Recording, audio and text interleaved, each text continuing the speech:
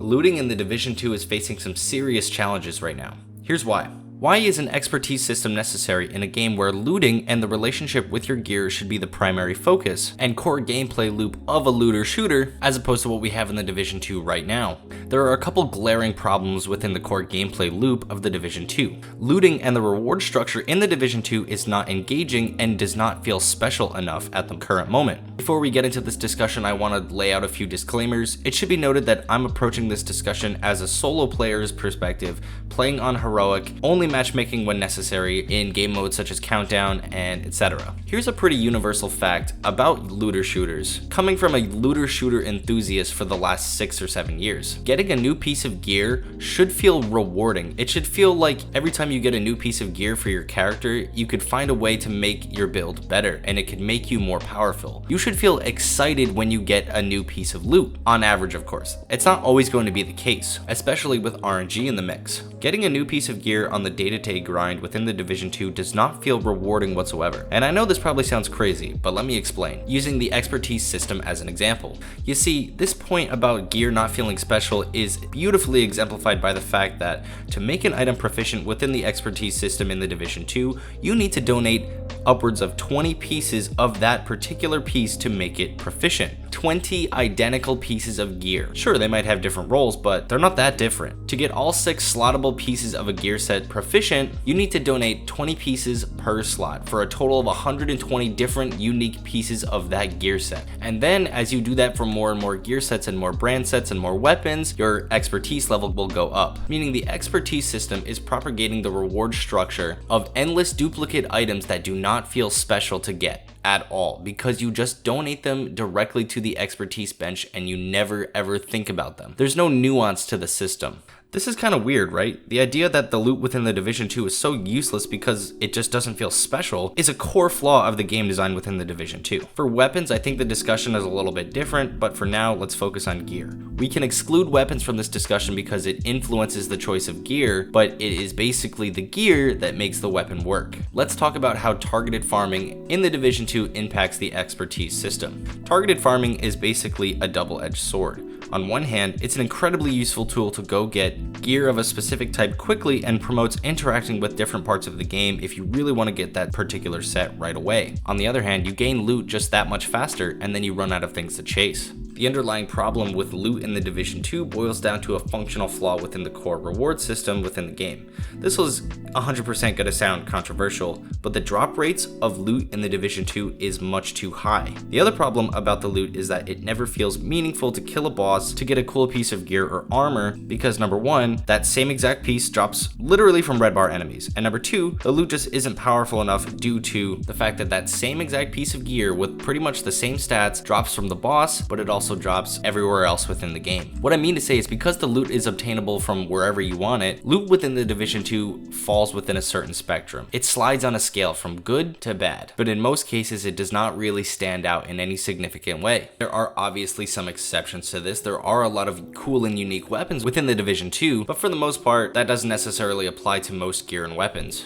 Consequently, if loot is always dropping from all different enemy types regardless of difficulty, and it all is of the same relative power, this kind of makes the core reward system within the game feel unspecial. The problem here is that there's no big incentive to chase gear, because you could basically get it from anywhere, and if you have all the gear and weapons in the game already, there's no big incentive to do so. So on one hand, that's where the expertise system makes a lot of sense. If you were the Division 2 development team and you're having these issues, how do you promote investing into a relationship with your gear? Through progression systems such as expertise. However, this brings up its own host of problems. It creates an unfriendly PvP environment for newer players and people who do not have the time to grind for expertise level 20 on every single piece of gear. This is the reason why it's unhealthy for the game. You can't, to use the expression, get good enough to beat someone who just clearly has a leveling advantage over you. It's just physically impossible, and it's kind of ruining the PvP sandbox. In the Division 1, when the developers were facing these similar issues, the devs introduced classified gear sets instead of another gear score increase that invalidates the current grind for the current gear sets, and instead chose to invalidate gear through the introduction of new, more powerful gear sets.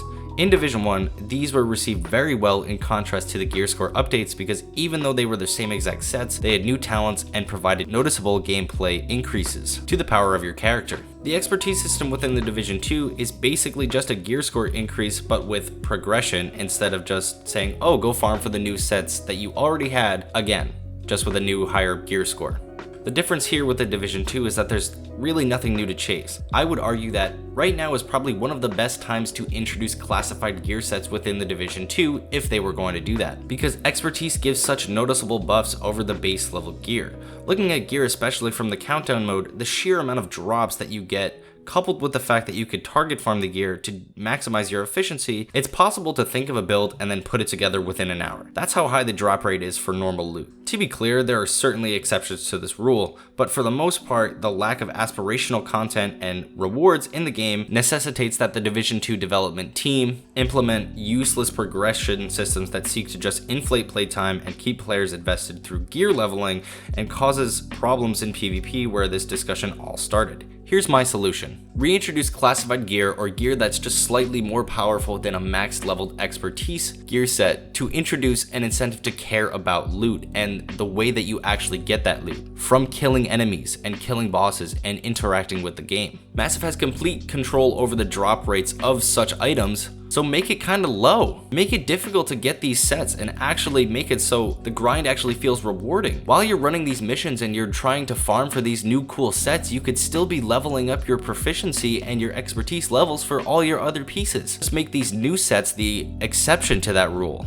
New players would have the option to either chase the new powerful classified gear sets with under-leveled and underpowered gear, or go the expertise route to make their gear more powerful. I think this is a pretty good middle ground as it gives incentives for grinding out content for better gear, and it promotes farming in different areas of the game that comes from bosses and encounters rather than just mindlessly donating duplicate copies and running countdown over and over and over again for the same gear that we as players of the Division 2 haven't necessarily cared all that much about for years now. This could be the long-term solution for the gear problem within the Division 2. It would also promote a sense of equality within the PvP zones, and you wouldn't necessarily have to take out the expertise system and kind of go back on the brand new expertise leveling system that they just rolled out in the previous update. If anything, it actually promotes build diversity since everyone could take a different route and go with the safe leveling tactic or go for the RNG new classified sets. Take a page out of what Division 1 did well. Please, Massive, we're begging you. At the end of the day though, this is just my thoughts about the current systems and, the little bit of the discussion that's going on, and I want to throw in my 2 cents. I would love to hear what you guys think down in the comment section below. Do you think classified sets coming back in a different capacity than they did before, especially with the expertise system, do you think that's a good idea? Let me know with a comment down below. If you guys enjoyed, please be sure to like and subscribe as it always helps me out. My name has been Delta, and I'll see y'all in the next one. Peace. What are you guys still doing here? Get out of here.